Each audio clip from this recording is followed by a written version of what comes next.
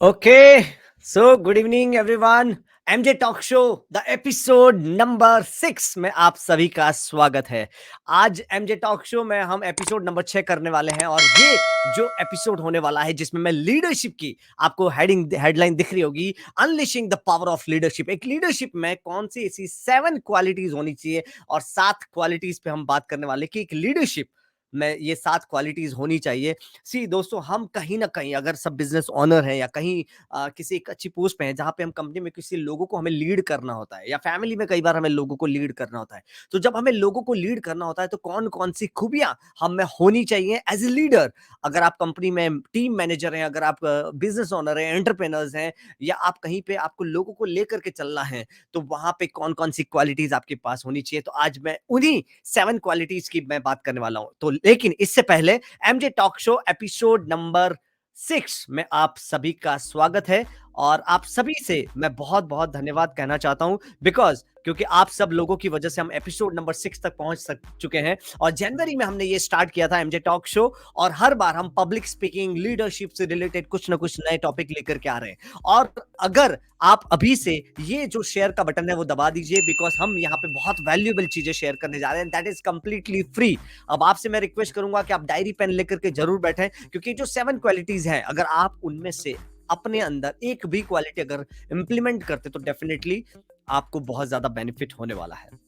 और कई बार हम लोग है ना आकलन नहीं करते हैं। बहुत सारी क्वालिटीज हम में भी होती हैं, आप में भी होगी, सब में होती है, लेकिन हम आकलन नहीं करते कि हम में क्या बेस्ट है। हम अपने आप को मॉनिटर नहीं करते, हम अपने आप को जज नहीं करते, लेकिन कई बार वो करने से बहुत ज्यादा अच्छा हो जाता है कि हाँ चलो ये चीजें अच्छी हैं लेकिन यहाँ पे हमें डेवलप होना बाकी है।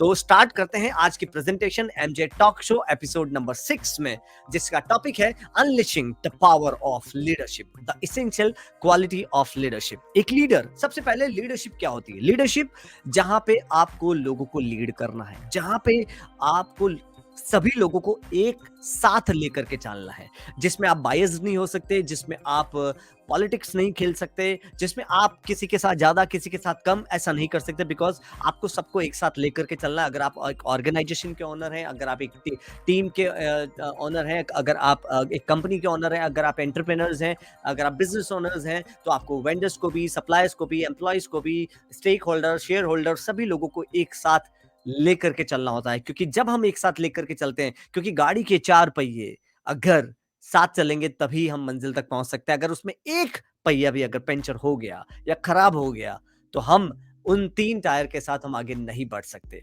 तो चारों पहिए, फिर चाहे वो वेंडर्स वाला हो, एम्प्लॉयज वाला हो, चाहे वो खुद का हो, चाहे वो सप्लायर्स का हो, स्टेक होल्डर्स का हो, शेयर होल्डर का हो, सभी पहिए बढ़िया, दुरुस्त, मजबूत होने बहुत ज्यादा जरूरी है, इक्वली होने बहुत ज्यादा जरूरी है। तो आगे बढ़ते हैं क्वालिटीज के साथ, जिसमें पहली लीडरशिप की क्वालिटी, आप सब लोगों से पहले चैट बॉक्स में मैं हाई लिखने के लिए बोलूंगा कि कितने लोग हमारे साथ जुड़ चुके हैं। तो type HI high in the chat box, comment box आप हाई टाइप करिए बिकॉज हम फेसबुक पे भी लाइव हैं, हम लिंक्डइन पे भी लाइव हैं। तो हाई टाइप करें, आप हमें ये सिग्नल दें कि आप हमारे साथ ज्वाइन हो चुके हैं। तो 7 लीडरशिप क्वालिटीज के बारे में हम बात करते हैं जिसमें सबसे पहली क्वालिटी है, thank you so much Sonali ma'am, thank you so much. तो आगे बढ़ते हैं, विजन। सबसे पहला जो लीडर होता है वो विजनरी होता है। आपकी टीम में अगर आपके 10 लोग काम करते हैं, टीम है आप लोगों की, लेकिन आप अगर लीडर हैं, अगर आप बिजनेस ओनर हैं, तो आपको 5 साल के बाद का दिखेगा।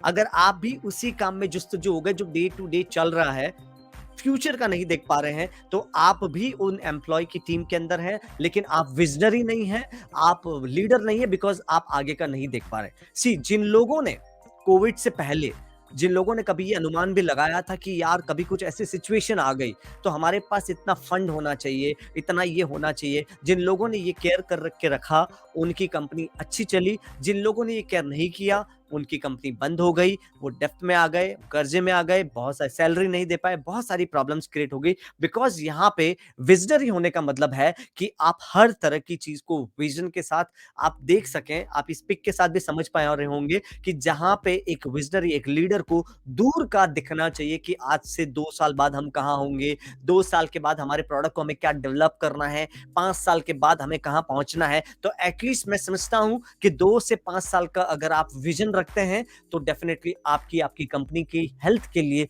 बहुत ज्यादा बेनिफिट है। क्योंकि आज हम जहां पे हैं, हमारी टीम तो हमारे जो रूटीन काम है उसको कर ही रही है, लेकिन उस रूटीन काम से बढ़ करके अगर हमें 5 साल के आगे का अगर हमें दिखता है तो वो एक लीडर की क्वालिटी है, वो एक विजनरी ऑफिसर जिसको हम बोलते हैं, वो उसकी क्वालिटी है कि वो दूर का देख पाता है। सी, जब एक फैमिली में बच्चे होते हैं, माँ बाप होते हैं, तो बच्चे जो है वो अपना करंट देखते हैं, प्रेजेंट, आज स्कूल में कौन दोस्त है, आज उन्होंने क्या खाया, आज उन्होंने क्या पिया। लेकिन जो पेरेंट्स होते हैं वो विजनरी होते हैं अपने बच्चे के लिए। उनको दिखता है कि यार इसको 8th में जाके उसको ये करवाना है, उसको 10th में ये करवाना है, उसको बाद में यहाँ पढ़ाना है। उनके पास प्लान्स होते हैं 5 साल के बाद उसको, अच्छा ये 5 साल के बाद कॉलेज में जाने वाला है तो उसको इतने पैसों की जरूरत आने वाली है, तो हमें ये इन्वेस्टमेंट अभी से करके रखना है ताकि 5 साल के बाद उसको जब इतने पैसों की जरूरत पड़े तो हम दे पाए। आप यकीन मानिए वो बच्चा उस समय वो नहीं सोच रहा है, लेकिन उसके पेरेंट्स उसके लिए वो विजनरी होते हैं। वो पेरेंट्स होता है बिजनेस ओनर, वो गार्जियंस होता है बिजनेस ओनर जो 5 साल के बाद का देख रहा है।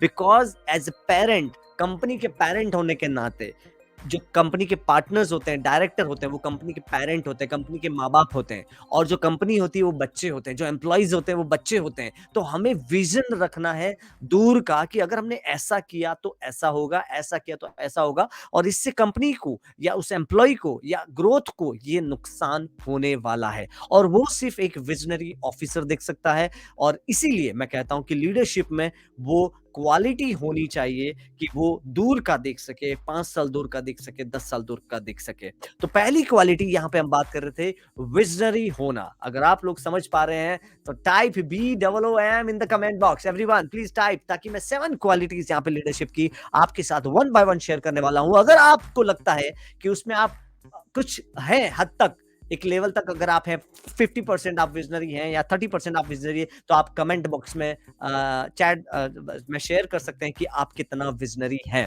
लेकिन यहाँ पे कहने का मतलब ये है कि विजनरी होना बहुत जरूरी है। अगर आप बिजनेस ओनर हैं, डे टू डे वही काम कर रहे हैं, लेकिन आप फ्यूचर का नहीं देख रहे हैं, फ्यूचर की कोई प्लानिंग नहीं कर रहे हैं, या फ्यूचर का आप उसमें ही बिजी हो गए जो डे टू डे चल रहा है, तो आप में और आपके स्टाफ में कोई फर्क नहीं है। तो उस कंपनी का कोई पेरेंट नहीं है उसका फ्यूचर के बारे में सोचने में। तो फ्यूचर में जब भी कोई नेचुरल आपदा आती है या फिर कोई प्रॉब्लम आती है या कोई लॉकडाउन आ गया, समथिंग कुछ ब्लॉक हो गया, या समथिंग ऐसा हो गया कि आपका प्रोडक्ट आउटडेटेड हो गया, तो आपको सडनली ऐसा लगेगा कि अरे ये क्या हो गया, अब मैं क्या करूं।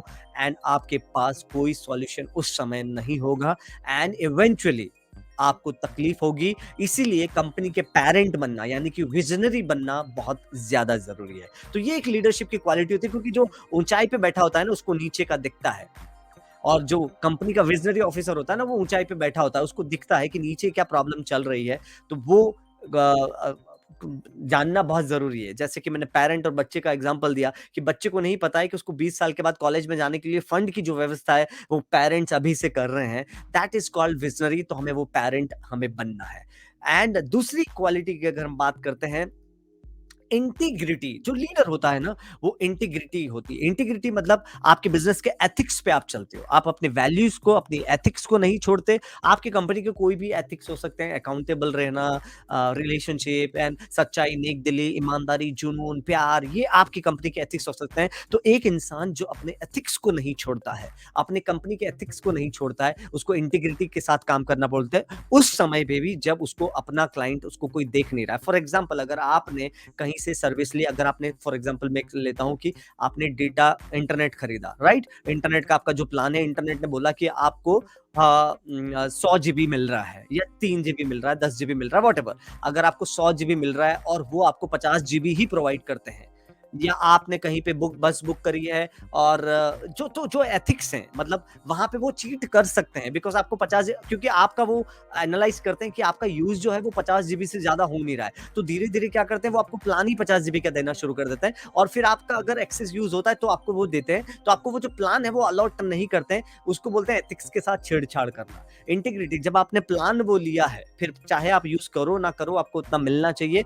ऐसे ही आपके कंपनी के कुछ एथिक्स होंगे, जो इंटीग्रिटी वो लीडरशिप में होती है, कि वो कभी चीट नहीं करता है। वो कभी ये नहीं करता कि यार इस क्लाइंट को मैं ज़्यादा रेट में बेच देता हूँ, या ये भोला है इसको मैं ज़्यादा रेट में बेच देता हूँ, यार इसने बहुत ज़्यादा बार्गेनिंग करी है, ये सस्ता लेके गया। तो ऐसा नहीं होता है। आपके पैकेजेस फिक्स हैं, आपके एथिक्स फिक्स हैं। जहाँ पे आपके एथिक्स काम नहीं कर रहे हैं, जहाँ पे आपके, वहाँ पे आप थोड़ा-सा सेटबैक ले लेते हैं, बिकॉज़ एथिक्स, इंटीग्रिटी आना एक लीडरशिप में बहुत ज़रूरी है। इंटीग्रिटी से मेरा मतलब ये भी है कि अगर आपकी कंपनी में, आपकी टीम में 5 लोग हैं, तो पाँचों को आप ट्रीट किस तरह से करते हैं? अगर एक को कुछ ज़्यादा स्पेशल है, दूसरा को आप कोई वैल्यू नहीं दे रहे हैं, जबकि काम अगर इक्वली हो रहा है, तो वो भी एक इंटीग्रिटी का पार्ट है, कि जिसमें आप अपने एथिक्स के साथ छेड़छाड़ ना करें।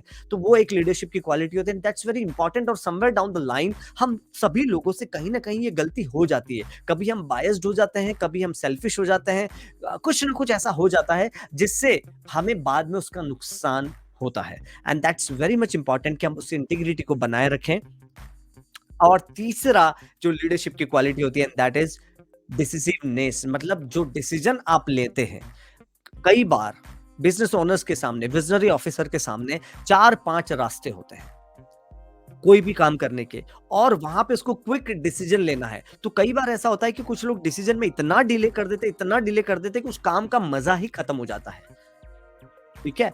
लेकिन कई बार कुछ डिसीजन मेकर ऐसे होते हैं, जैसे कि रतन टाटा ने एक बार कहा था कि मैं डिसीजन गलत नहीं लेता, मैं डिसीजन लेता हूँ, उसको सही बना देता हूँ। तो डिसीजन कोई भी गलत नहीं होता, कोई भी डिसीजन गलत नहीं होता, लेकिन आप उसको कितना क्विक लेते हैं और कितना उसमें अपने एफर्ट डाल करके उसको सही बना देते हैं। उसको सही बनाना हमारे हाथ में होता है। फॉर एग्जाम्पल, अगर आपको किसी वेंडर को फाइनलाइज करना है, लेकिन आप ये देख रहे हैं कि यार ये थोड़ा सा रेट ज्यादा ले रहा है, तो इसके लिए आप 4-5 लोगों से और कोटेशन मंगवाते हैं, उनसे मिलते हैं, और फाइनली सब जुस्तजू करके आपको 1000 रुपए सस्ता मिल गया कहीं से। लेकिन उस 1000 रुपए के चक्कर में आपने अपना टाइम, अपनी एनर्जी और अपना सब कुछ वहां पे गवा दिया, जो शायद 1000 रुपए से बहुत ज्यादा था। तो कई बार हमें लगता है कि हमने कुछ पैसे बचा लिए, लेकिन अगर उसको टाइम के साथ कैलकुलेट किया जाए, because time is money, right? और एक ऑनर का, बिजनेस ऑनर का टाइम बहुत वैल्यूएबल होता है, और वहां पे अगर हम उस टाइम के साथ उस टाइम को जाया कर देते हैं 2-4 लोगों से कोटेशन मंगवाने में, और हमें 1000 रुपए सस्ता पे मिल जाता है, तो वहां पे खुश होने की जरूरत नहीं, क्योंकि हम अपना नुकसान कर चुके हैं।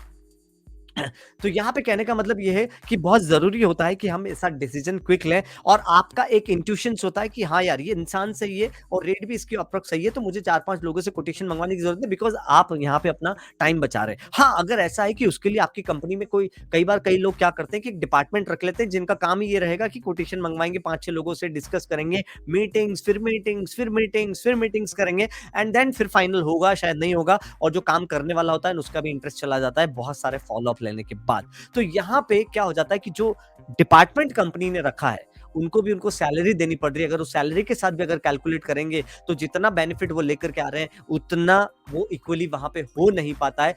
इवेंचुअली आप लॉस में होते हैं। इसीलिए जो डिसीजन है, आपको पता है कि आपके कुछ वेंडर्स हैं जो फिक्स हैं, अच्छा काम करते हैं, आपको सर्विस में कोई अगर आपको सर्विस में कोई प्रॉब्लम नहीं है, तो डेफिनिटली आपको स्विच करने की या जोड़ने की या उसमें वक्त ज़ाया करने की ज़रूरत नहीं है। कोई एम्प्लॉइज़ है, अगर आपका बहुत अच्छा काम कर रहा है, तो ज़रूरत नहीं है आपको नया एम्प्लॉयी ढूँढने की, बिकॉज़ अगर वो अच्छा काम कर रहा है, तो सब कुछ अच्छा चल रहा है, तो आपको फाइंड आउट करने की या नए इंटरव्यूज़ लेने की, उसके जगह पे यार ये अब ठीक नहीं है, ऐसा-वैसा ऐसा, या बहुत इसको 2 साल हो गए, अब इसको नहीं रखना है, तो ऐसा करने की ज़रूरत नहीं है, बिकॉज़ रिटेंशन एम्प्लॉइज़ ज़्यादा बेहतर काम करते हैं अगर उनको सही से ट्रेन किया जाए। तो ये बहुत ज़्यादा ज़रूरी है कि हम उसमें अपना वक़्त ज़ाया ना करें, बिकॉज़ कई बार कैसा होता है कि अगर आपके पास उसका डिपार्टमेंट है, तो वो अपना पूरा टाइम उसी में लगाते हैं, तो कहीं न कहीं उस डिपार्टमेंट को भी आप पे कर रहे हो। तो कोशिश ये करनी चाहिए कि कहाँ पे कौन-सा डिसीज़न क्विक लिया जा सके, जहाँ पे टाइम जो है वो कम खर्च हो, ताकि वो टाइम आप अपने डिपार्टमेंट का कहीं और यूटिलाइज़ कर सकते हैं, and that's very much important. यहाँ पे मैं 3 क्वालिटीज़ लीडर्स की बता चुका हूँ कि वो लीडर जो होता है, वो डिसीज़न फास्ट ले लेता है। फास्ट इसका मतलब ये नहीं कि वो बिना सोचे समझे या बेवकूफ़ी में डिसीज़न ले ले, ऐसा बिल्कुल भी नहीं है। डिसीज़न फ़ास्ट मतलब उसकी सोचने की क्षमता बहुत फ़ास्ट है। वो क्विक डिसीज़न ले लेता है क्योंकि उसको पता है कि उसका पास्ट एक्सपीरियंस उसको पता है उस चीज़ को लेकर के, जहाँ पे वो फ़ास्ट डिसीज़न ले सकता है। Because life is very short and business life is also very short, so you have to take decision, क्योंकि जहाँ पे अगर आपने डिले कर दिया, तो वो डिले बिकम्स नेवर, और जहाँ पे डिले होता है वहाँ पे एनर्जी लॉस होती है। जहाँ पे डिले होता है वहाँ पे एंथुसियाज्म कम होता है, और जहाँ पे एंथुसियाज्म एनर्जी ही कम हो जाएगी तो उस काम में उतना मजा नहीं रहेगा। फॉर एग्जाम्पल, अगर आपने सोचा है कि 1 जनवरी से आपको जिम ज्वाइन करना है, आप 1 जनवरी को नहीं कहा यार कल जाता हूँ, यार कल जाता हूँ, कल जाता हूँ, और 4 जनवरी लग गया। 4 दिन आपने अगर उस काम को टाल दिया है, तो मैं गारंटी दे सकता हूँ 5वें दिन आप नहीं जा पाओगे, बिकॉज 5वें दिन आप इस गम में रहोगे, 4 दिन तो बिगड़ गए इस साल के। कई बार आपके टाइम के 2 घंटे बिगड़ जाते हैं, तो आप पूरे दिन काम नहीं कर सकते, क्योंकि आपको लगता है यार सुबह के 2 घंटे तो बिगड़ गए। लेकिन यहाँ पे thank you so much for commenting perfectly said, कि हम कई बार उस पछतावे में ही डूबे रहते हैं कि यार हमारा इतना टाइम ज़ाया हो गया, हमारा ये चला गया। वो क्यों होता है? क्योंकि हम जो है वो हम बैगेज के साथ चलते हैं। पुराना जो बिगड़ गया उसके चलते आगे वाले कई घंटे बिगड़ जाते हैं। कई बार लोग अपनी लाइफ में भी डिसीजन नहीं ले पाते आगे के, क्योंकि उनको लगता है कि यार उनकी अब तक की लाइफ में तो उन्होंने कुछ खास किया नहीं, तो आगे वो क्या ही खास कर लेंगे। तो आगे भले उनकी लाइफ काफी साल पड़े, लेकिन कुछ लोग इसके जस्ट अपोजिट होते हैं। वो 50-60 साल की उम्र में भी सोचते हैं कि यार कुछ स्टार्ट करते हैं और मिरेकल कर देते हैं। तो ये सिर्फ और सिर्फ सोच का फर्क है। ये सिर्फ और सिर्फ आपके डिसीजन लेने की एबिलिटी पे फर्क है कि कहाँ पे आप डिसीजन लेते हैं। तो ये थी आपकी तीसरी क्वालिटी। जितने लोग हमारे साथ जुड़ चुके हैं उनका मैं तहे दिल से फिर से मिड ऑफ द सेशन धन्यवाद करना चाहूंगा कि आप लोग हमारे साथ जुड़े हैं। और एमजे टॉक शो, जो लाइव टॉक शो हम जो करते हैं, और जिसमें मैं हर बार कुछ ना कुछ नए टॉपिक लेकर के आता हूँ। अगर आपको अच्छा लग रहा है तो type BOOM in the comment box. आप टाइप कर सकते हैं BOOM if you really feel that I am okay. Type value in the comment box, VALUE। अगर आपको लग रहा है कि ये वीडियो कुछ वैल्यू आपको दे रहा है आपकी लाइफ में,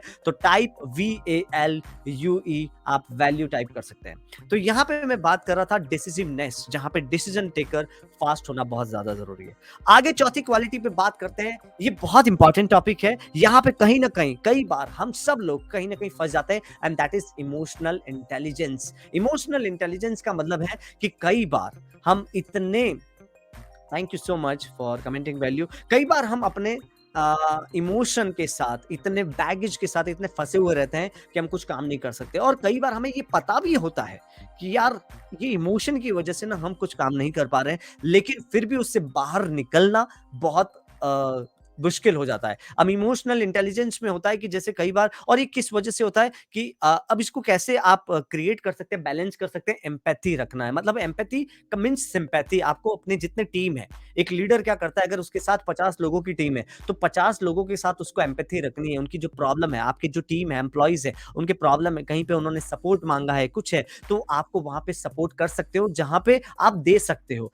ठीक है। कई बार हम क्या करते हैं कि वो वैल्यू उनको नहीं देते, लोगों को जो हमारे लिए काम करते हैं उनको वो वैल्यू नहीं दे पाते, उनका वो सम्मान नहीं कर पाते, उनको एप्रिसिएशन नहीं दे पाते। उससे क्या होता है कि कहीं ना कहीं वो हमारे लिए अपने मन में एक गार्ड बांध लेते हैं, जिससे कहीं ना कहीं इमोशन इम्बैलेंस होते हैं, क्योंकि वो फिर एक नेगेटिव एनर्जी रिलीज करना शुरू कर देता है आपके लिए, और जो आपको डिस्टर्ब करती है, जो आपको आगे नहीं बढ़ने देती है। तो एम्पैथी रखना बहुत ज्यादा जरूरी है कि सबको आपको अच्छे से सुनना है। सेल्फ अवेयर होना बहुत ज्यादा जरूरी है। सेल्फ अवेयर मीन्स सबसे ज्यादा इंसान को प्यार अपने आप से करना है।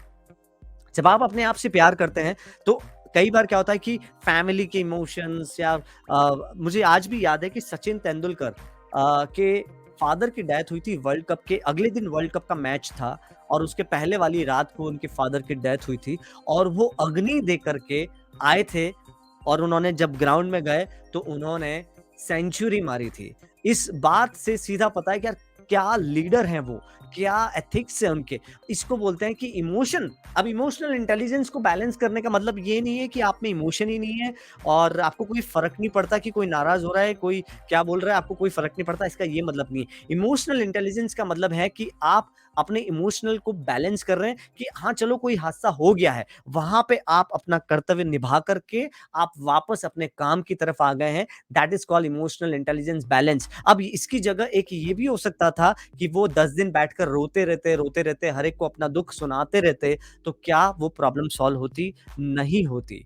लेकिन वो अपने काम पे लगे गए, सेंचुरी बनाई और दुनिया में उनका नाम हो गया और एक एग्ज़ाम्पल बन गया, एक इतिहास बन गया कि यार एक रात पहले इस इंसान के फ़ादर की डेथ हुई थी और अग्नि देख कर के, जिन हाथों से अग्नि दी, उस हाथ में बैट पकड़ कर के वापस मैच मैदान में जाना कि कितना मतलब मेरे अभी बोलते वक़्त भी मुझे गूज़बम्प्स आ गए हैं। तो सोच सकते हो कि किस तरह का इमोशनल इंटेलिजेंस बैलेंस रखने की ज़रूरत है बिकॉज़ लाइफ़ में everywhere somewhere down the line कहीं पे कभी आपके एम्प्लॉयी के साथ, आपके कलीग के साथ, आपके फ्रेंड के साथ, आपके रिलेटिव के साथ, आपके चाहने वालों के साथ, आपके ना चाहने वालों के साथ, कहीं न कहीं इमोशनल इम्बैलेंस में हम इतने फँसे हुए रहते हैं कि वो कहीं न कहीं हमें टॉर्चर करता है और हमें रोकता है। मैं हमेशा लोगों से बोलता हूँ कि जिस तरह से एक इंसान दौड़ लगाता है, अगर मैं आपको बोलूँ कि 100 किलोमीटर की आपको दौड़ लगानी है और आपके पास कोई भी बर्डन नहीं है, कोई वेट नहीं है, तो आप स्पीड से भाग पाएँगे। लेकिन अगर मैं आपके पैरों में 2-2 या 5-5 किलो के कुछ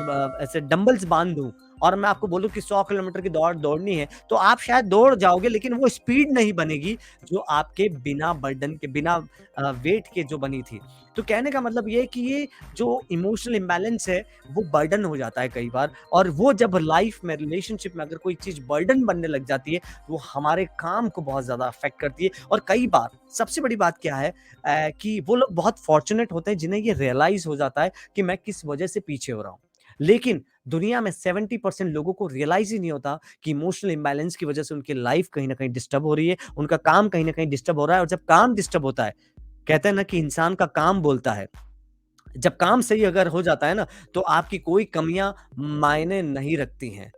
मैं बहुत एक एग्ज़ाम्पल यहाँ पे देना चाहूँगा कि पठान के रिलीज़ होने से पहले जिस तरह से उसका नेगेटिव जिस तरह से एक ऑरा हो गया था कि रिलीज़ नहीं होने देंगे, चने बिकवाएँगे, ये कहेंगे, वो कहेंगे। मुझे ऐसा लगा था कि शायद शाहरुख खान फ़िल्म हिट होने के बाद ट्विटर पे या कहीं न कहीं कुछ ऐसा कमेंट करेंगे जिससे रिवेंज या फिर क्यों क्या बिगाड़ लिया, ऐसा कुछ। लेकिन कहीं पर भी प्रेस कॉन्फ्रेंस में या कहीं पे भी ट्विटर पे, कहीं पे भी उन्होंने उसका ज़िक्र तक नहीं किया। इसको कहते हैं कि इमोशनल बैलेंस इनको इंटेलिजेंस के किस तरह से बैलेंस उन्होंने किया इमोशन मतलब जिन लोगों ने आपको बुरा-भला कहा है और आपका बहुत अच्छा हो गया, इसके बाद भी आप उनको वर्बली जवाब नहीं दे रहे हैं बिकॉज़ आपके काम ने जवाब दे दिया है। फ़िल्म ने जो 700 करोड़ कमाए हैं, वो जवाब दे दिया है कि जो लोग चने बिकवाने की बात कर रहे थे, उनको अपना जवाब मिल चुका है।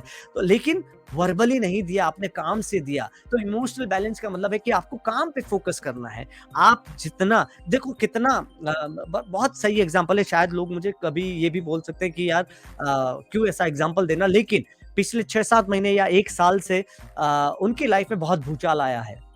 शाहरुख खान की लाइफ में बहुत भूचाल आया, लेकिन जिस तरह से उन्होंने सँभालते हुए और उस समय ऐसा लग रहा था कि अब शायद शाहरुख खान की कोई फ़िल्म रिलीज़ होगी, तो वो ये लोग जाने ही नहीं देंगे, रिलीज़ ही नहीं होने देंगे। लेकिन जिस तरह से उन्होंने कमबैक किया है और पूरे इस एक पीरियड के दौरान पिछले 2 साल से वो साइलेंट रहे हैं। उसको बोलते हैं कि वो इमोशन को उन्होंने अपने काम में लगा दिया। वो लव को वो जो अपने क्रिएटिविटी में लगा दिया उन्होंने उस इमोशन को। इसलिए मैं हमेशा कई बार लोगों से बोलता हूँ कि जब भी आपको गुस्सा आए या प्यार भी आप करते हो किसी से, उस प्यार की ताकत को, उस इमोशन की ताकत को कोई से भी इमोशन हो सकते हैं, वो एंगर के इमोशन हो सकते हैं, किसी ने आपको बुरा कह दिया, तुम ये नहीं कर सकते, तो आपको गुस्सा आया, आपने उसको रिप्लाई कर दिया कि मैं नहीं कर सकता क्या? तो आपने रिप्लाई कर दिया, आपका गुस्सा निकल गया। लेकिन वहाँ पे आपका गुस्सा एंगर इमोशन हो सकता है, लव इमोशन हो सकता है।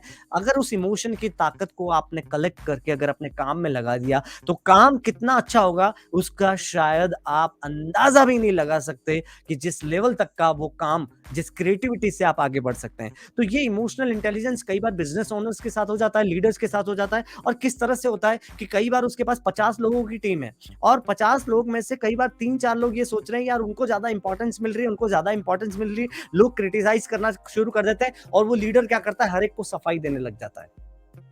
और हर एक को सफाई देने के चक्कर में वहाँ पे होता है टाइम की बर्बादी और जहाँ पे टाइम वेस्ट हो रहा है, वहाँ पे काम तो हो ही नहीं सकता और जहाँ पे काम नहीं हो रहा है, वहाँ काम क्या दिखेगा?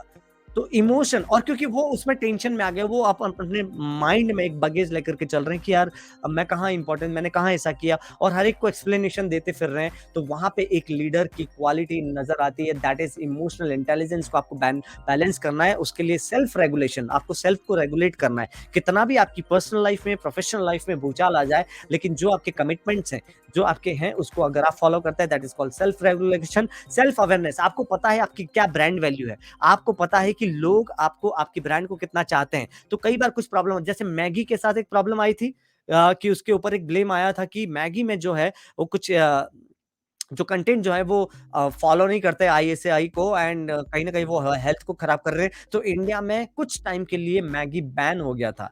तो क्या किया मैगी ने कहीं पे भी कोई आर्टिकल में, कोई प्रेस कॉन्फ्रेंस करके उसके ऑनर ने सफाई नहीं दी, बल्कि उन्होंने कैंपेन चलाया लोगों के लिए कि वी मिस यू। और जहां पे उन्होंने कैंपेन चलाया वी मिस यू, लोगों ने, कॉलेज स्टूडेंट्स ने उनको सपोर्ट किया, और बहुत जल्द वो बैन उनसे हट गया। और आज भी मैगी की सेल जो है वो कम नहीं हुई थी। लेकिन बीच में एक टाइम पीरियड ऐसा आया था जहां पे लगा था कि यार मैगी जो है वो अब शायद नहीं चल पाएगा, अब वापस आ भी गया तो अब इतनी बदनामी हो चुकी है तो अब मैगी कोई खरीदेगा नहीं। लेकिन ऐसा नहीं हुआ। वो क्यों हुआ? क्योंकि उन्होंने इमोशनल इंटेलिजेंस, उन्होंने बैलेंस को, जितना भी लोगों ने गलत भरा बुरा जिन्होंने भी क्लेम किया है, वो चुप रह करके उन्होंने उसका सामना किया, और उस चीज से आकर के बाहर निकल के आए हैं। And that's very much important. कहते हैं ना कि अगर कोई आपको कुएं में भी फेंक दे, तो उसमें से भी अगर आप शेर बन के बाहर निकलते हो, तो देखो, जब लाइफ में सब कुछ अच्छा चल रहा होता है ना, तो हर कोई पॉजिटिव रह सकता है, हर कोई खुश रह सकता है। लेकिन जब कुछ आपने ऐसा फेस किया है, चैलेंजेस फेस किया, और इसके बाद अगर आप एक शेर की तरह निकल के आ रहे हो, दैट इज कॉल्ड, जहां पे आप इमोशनल इंटेलिजेंस उसको बैलेंस कर पा रहे हो। एंड उसके लिए सेल्फ मोटिवेशन होना बहुत ज्यादा जरूरी है, कि हमारा मोटिवेशन किसी पे डिपेंडेंट ना रहे। And that's very much important. ये थी चौथी क्वालिटी। पांचवी क्वालिटी के बारे में बात करते हैं हम। यहाँ पे आरती जी लिख रही है true, thank you very much. And और thank you so much, thank you Sonali ma'am. अब यहाँ पे हम बात करते हैं, पांचवी क्वालिटी है एडेप्टेबिलिटी। कई बार लीडर्स जो होते हैं वो इतने इगोइस्टिक हो जाते हैं कि वो कुछ भी एक्सेप्ट करने को रेडी नहीं है। मतलब वो अपने आप में इतने इगोइस्टिक हैं, उनको लगता है कि वो सबसे ज्यादा बॉस हैं। लेकिन वो लीडर जिसमें, ओ भूषण पगार सर ने आज ज्वाइन किया है, thank you so much, thank you so much for joining and commenting. तो एडेप्टिबिलिटी की मैं यहाँ पे बात कर रहा हूँ, जहां पे कोई भी मार्केट में चेंज आता है, ट्रेंड आता है। देखो क्या होता है कि हर बार बहुत जल्दी चीजें चेंज होती हैं, और हमारी जो टीम है उनसे सजेशन लेना बहुत ज्यादा जरूरी है। कई बार कोई लीडर, अगर उसको इतना ईगो आ गया कि मैं इनसे पूछूंगा, ये मुझे बताएंगे कि अब क्या करना है, अगर इस तरह की फीलिंग आ जाती है, तो वो किसी से, ऐसा इंसान किसी से सजेशन नहीं लेता। ऐसा इंसान अपने क्लाइंट से फीडबैक नहीं लेता कि हमारा प्रोडक्ट, हमारी सर्विसेज आपको कैसी लगी। ऐसा इंसान अपने एम्प्लॉय से फीडबैक नहीं लेता कि उनको यहाँ पे काम करके कैसा लग रहा है। ऐसा इंसान अपने एम्प्लॉय को कभी नहीं पूछता कि आज तुम नर्वस लग रहे हो, तुम्हारी तबियत कैसी है। वो किसी और की फिक्र नहीं करता। तो यहाँ पे बात आती है एडेप्टेबिलिटी की, यानी कि जो चेंजेस आ रहे हैं, अगर आप सजेशन लेते हैं, चार टीम के साथ अपने बैठे हैं और कुछ एक प्लान कर रहे हैं, और आप उनके साथ शेयर करते हैं कि हमारी कंपनी ये प्लान कर रही है कि हम ये ऐसा कुछ लॉन्च करें, तो चार लोग अगर बैठे हैं, चार अपने अपने व्यू दे सकते हैं। Even your office boy can give you suggestions. एक कुछ भी सजेशन हो सकता है, शायद हो सकता है वो उसको आप एप्लीकेबल करो ना करो, लेकिन गुड लिसनिंग होना, उनको सुनना और उसमें से कुछ एक निकाल करके लेके आना, ये एक लीडरशिप की क्वालिटी होती है। कि एडेप्टेबिलिटी, कितना आप एडेप्ट करते हैं, कितना आप एडजस्ट करते हैं, कितना आप उसको एडेप्ट करके मॉडिफाई करते हैं, कितना नया इंप्लीमेंट करते हैं। क्योंकि चार लोग, अगर आपकी टीम के 5 लोग अगर आप ब्रेनस्टॉर्मिंग करते हैं, अब यहाँ पे आपको लड़ाई नहीं करनी है, आर्ग्यूमेंट नहीं करना है, नहीं नहीं नहीं नहीं, मैं बोल रहा हूँ वैसे ही होगा, आप बोल रहे हैं वैसे नहीं होगा, आप बिल्कुल गलत बोल रहे हैं, इस तरह का कन्वर्जेशन नहीं करना है। ये कन्वर्जेशन करना है कि यार आप जो बोल रहे हैं उसमें शायद ये प्लस पॉइंट है, लेकिन उसमें मुझे ये नेगेटिव पॉइंट लग रहा है। अब उस नेगेटिव पॉइंट को लेकर के उसमें कुछ आप सॉल्यूशन निकाल सकते हैं। और सॉल्यूशन जब बनते बनते, एक इंसान ने ए सॉल्यूशन दिया, दूसरे इंसान ने बी सॉल्यूशन दिया, और आपके पास सॉल्यूशन है सी, और सबने मिलकर के अगर थोड़े थोड़े इनपुट सबके लिए, तो प्रोडक्ट बन जाता है डी, और डी से सब कंपनी, आपका पूरा कंपनी सिंक्रोनाइज रहता है, पूरी टीम आपकी सिंक्रोनाइज रहती है।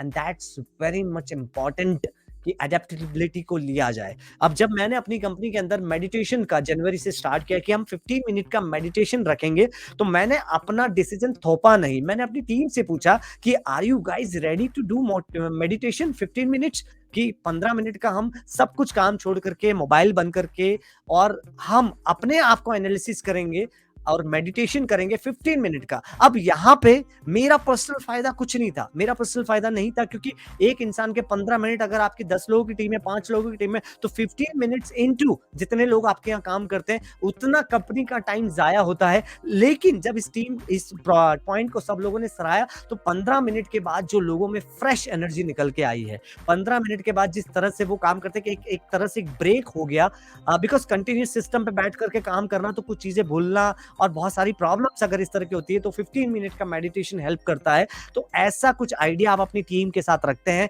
और उसमें से कुछ अगर निकल के आता है, तो उसको बोलते हैं एडेप्टेबिलिटी, कि आप एडप्ट करने के लिए रेडी हैं। आप नए चेंजेस जो आ रहे हैं, जैसे कि कोविड आया, अब कोविड आने के बाद कई लोगों ने कंपनी बंद कर दी, गाँव चले गए और सब कुछ बंद कर दिया, और उन्होंने जितने लोग काम करते थे उनको भी निकाल दिया, क्योंकि उनको लग रहा था कि सबका ही बंद है, सबका ही बंद है, और ऐसा सोच करके खुद भी काम करना बंद कर दिया। लेकिन जिन लोगों में एडेप्टेबिलिटी थी, उन्होंने ज़ूम पर मीटिंग करी, ऑनलाइन काम करवाया, कुछ लोगों को वर्क फ्रॉम होम करवाया, कुछ लोगों ने समहाउ कुछ लोगों ने नई चीज़ें सीखी।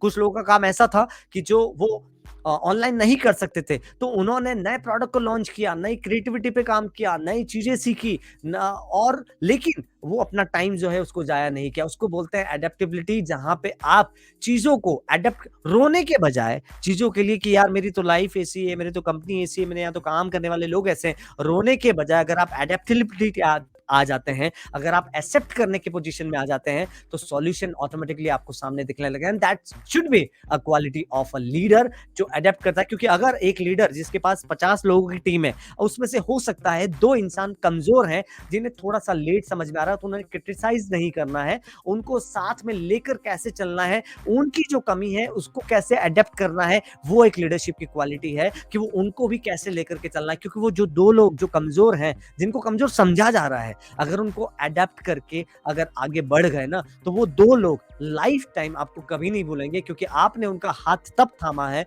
जब वो कमज़ोर थे। जब वो मज़बूत हो गए, तो वो आपका साथ कभी नहीं छोड़ने वाले। अपनी टीम का जहाँ पे वो कमज़ोर हो रहे हैं, आप उनको प्यार से बैठ के समझा सकते हैं, मोटिवेट कर सकते हैं, ट्रेन कर सकते हैं, लेकिन छोड़ देने का डायरेक्ट डिसीजन ले लेना, वो कहीं न कहीं नुकसानदेह हो जाता है। क्योंकि इसका मतलब तो ये हो गया कि हम अडैप्ट नहीं कर पा रहे हैं, और एडेप्टिबिलिटी का मतलब यहाँ पे भूषण सर भी बोल रहे हैं कि consistent for long time. Yes, definitely you are actually very right, कि लॉन्ग टाइम के लिए कंसिस्टेंट बने रहना, कि हाँ यार, ये चीज़ है, मेरी लाइफ है और ये मेरा है। अगर किसी का कोई कंपनी में कोई पोर्शन कमज़ोर है, तो उस पे काम कर सकते हैं, और कंसिस्टेंटली उस पे कंसिस्टेंट रहना, बने रहना, वो ज़्यादा इंपॉर्टेंट है। तो ये है लीडरशिप की क्वालिटी, कि उस चेंज को एक्सेप्ट करना और उस पे बने रहना, और उस पे कंसिस्टेंट उस पे काम करके उससे बाहर निकलना, एडेप्टेबिलिटी कहलाती है। छठी क्वालिटी की हम बात करते हैं, कम्युनिकेशन स्किल। एक लीडर को अपनी टीम के सामने बोलना होता है, एक लीडर को अपने क्लाइंट के सामने बोलना होता है, एक लीडर को अपने वेंडर के सामने, सप्लायर्स के सामने, स्टेक होल्डर के सामने, शेयर होल्डर के सामने अलग-अलग तरीके से कन्विंस करना होता है, सिंपैथी रखनी होती है। तो सब तरफ जो कम्युनिकेशन करने के लिए उसके पास एक अच्छा वॉइस टोन, यानी कि एक सिंपैथी वाला वॉइस टोन, जहाँ पे इगोइस्टिक ना हो, जहाँ पे गुस्सा ना हो। एक ऐसी कम्युनिकेशन स्किल का मतलब ये नहीं कि आपको इंग्लिश अच्छी आती हो। कम्युनिकेशन स्किल का मतलब ये नहीं कि आप बहुत अच्छा बोल लेते हैं। कम्युनिकेशन स्किल का मतलब आप हर एक की प्रॉब्लम को समझ रहे हैं। आप गुड लिसनर हैं। आप समझ रहे हैं उनकी प्रॉब्लम क्या है, और उसमें से कुछ सॉल्यूशन निकाल रहे हैं। फॉर एग्ज़ाम्पल, अगर किसी ने आपको बोला कि सर ये प्रॉब्लम है, मेरा ये कुछ इश्यू है, और आप इमीडिएटली उसको कोई सुन नहीं रहे हैं, उसकी प्रॉब्लम नहीं सुन रहे हैं, तो कई बार आपकी कंपनी में कोई प्रॉब्लम आएगी, तो वो क्यों सुनेगा आपकी बात? राइट? तो यहाँ पे कम्युनिकेशन स्किल का मतलब है कि सबको साथ में लेकर के चलना है, सबकी प्रॉब्लम आपकी प्रॉब्लम है, और उसको किस तरह से सॉल्यूशन, अगर किसी की पर्सनल लाइफ की भी कोई प्रॉब्लम है और आप बैठ करके सॉल्यूशन निकालते हैं, वो इंसान आपका कभी हाथ नहीं छोड़ेगा।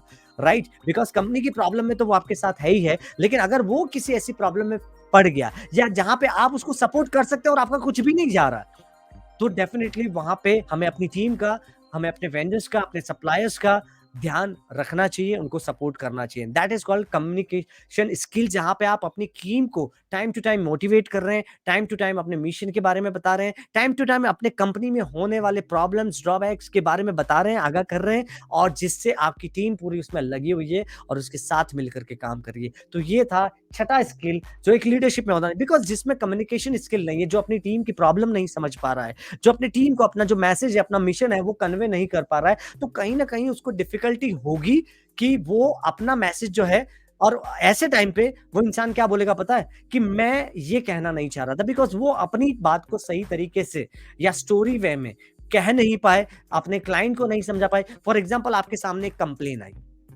आपके एग्जिस्टिंग कस्टमर है, बहुत अच्छे कस्टमर हैं और उनकी कंप्लेन आई और आपने गुस्से में बहुत कुछ बोल दिया और जाओ, जाओ ठीक है, बहुत कस्टमर है मेरे पास और आपने फ़ोन रख दिया। इससे क्या होगा, वो क्लाइंट तो बिगड़ा ही बिगड़ा है, लेकिन वो आने वाले 10 क्लाइंट जो भी उसके सामने आएँगे, वो उनको बिगाड़ेगा। वो आपको रेफर करना तो दूर, आपके बारे में बुरा-भला बोलेगा। लेकिन अगर आपको कोई कंप्लेन आई है, तो अगर आप उसको इस तरह बोलते हैं कि सॉरी फॉर इनकन्वीनियंस, आपको ये असुविधा हुई उसके लिए बहुत सॉरी। अब उसमें अगर आप सॉल्यूशन पे फ़ोकस करते हैं, तो वो इंसान का गुस्सा धीरे-धीरे ठंडा हो जाएगा। वो इंसान धीरे-धीरे बोलेगा कि यार इनका अच्छा सपोर्ट सिस्टम अच्छा है। अब वो ऐसा सोचने लग जाएगा कि यार प्रॉब्लम तो सबके साथ होती है, मैं भी कंपनी लेकर के बैठा हूँ, हर एक क्लाइंट खुश नहीं हो सकता। लेकिन जिस तरीके से उन्होंने टैकल किया है, दैट्स वेरी मच इम्पोर्टेंट। तो कम्युनिकेशन स्किल का मतलब आप अपने क्लाइंट के साथ, आपकी सेल्स टीम, आपकी सपोर्ट टीम अपने क्लाइंट के साथ किस तरह से बात करती है, आप अपनी टीम के साथ कैसे बात करते हैं। अगर एक कंपनी में बॉस अपने एम्प्लॉय पे हमेशा चिल्लाता रहता है, तो वो एम्प्लॉयी जब अपने क्लाइंट से बात करेगा उस कंपनी के और वो क्लाइंट हल्का सा भी गुस्सा करेगा, तो उसका वो बॉस का गुस्सा क्लाइंट पे निकल जाएगा और वो क्लाइंट को बुरा भला बोल देगा। और इस तरीके का उससे किसकी इमेज खराब होगी? उससे कंपनी की इमेज खराब होगी। क्योंकि कंपनी में उसको माहौल ही वैसा मिला, उसको कंपनी में परवरिश ही वैसी मिली कि उसने आगे डिलीवर ही वही किया है। तो कम्युनिकेशन स्किल का होना एक लीडर में बहुत ज़्यादा ज़रूरी है और 7वीं और आखिरी जो मैं बोलूँगा कि कॉन्फिडेंस होना एक लीडरशिप में बहुत ज़्यादा ज़रूरी है और कॉन्फिडेंस उस वक़्त पे होना कि जहाँ पे बिकॉज़ मैंने पहले ही बताया कि लीडर जो होता है ना वो विज़नरी होता है।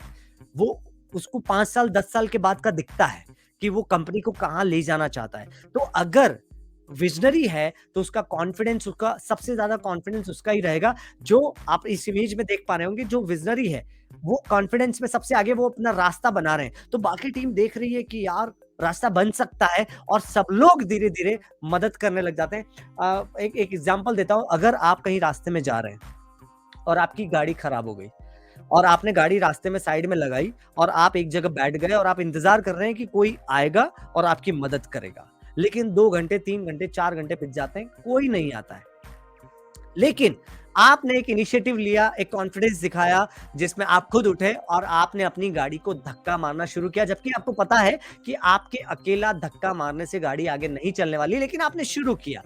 तो क्या होता है कि आपको देख कर के आप धक्का लगा रहे हैं, 4 लोग जो जा रहे हैं रास्ते में, वो आकर के आपका सपोर्ट करने लग जाते हैं। इसका मतलब क्या है? इंसान सबसे पहले अपने आप की मदद करता है, इसके बाद दुनिया, समाज, रिश्तेदार आपकी मदद करने के लिए आते हैं। अगर हम खुद अपने लाइफ के लिए, अपनी कंपनी के लिए ज़िम्मेदार नहीं हैं, तो हमारी टीम, हमारे एम्प्लॉइज़, हमारे वेंडर्स ये तो बाद में आएँगे। लेकिन एक अगर ओनर ही ज़िम्मेदार नहीं है, एक ओनर ही इनिशिएटिव नहीं ले रहा है, ओनर में ही अगर कॉन्फिडेंस नहीं है, तो कहीं न कहीं जो टीम है, वो भी सपोर्ट करने के लिए नहीं आएगी। सेम लाइक कि आपको पता है कि आप अकेले गाड़ी को धक्का लगा के आगे नहीं पहुँचा सकते, लेकिन आपको धक्का लगाते हुए, देखते हुए लोग ज़रूर आपको सपोर्ट करने के लिए आ जाते हैं। लेकिन ज़रूरत क्या है? उठ करके धक्का लगाने की, ना कि सिर्फ़ बैठे रहने की। तो वो धक्का लगाना है कंपनी को जब प्रॉब्लम में आते हैं, चैलेंजेस में आते हैं कि यार अब कोई रास्ता नज़र नहीं आ रहा है, तो चलो स्टार्ट करते हैं और कुछ ना कुछ आप काम शुरू करते हैं, तो आपको देख कर के लोग शुरू करते हैं। कई बार जैसे कि घरों में भी होता है कि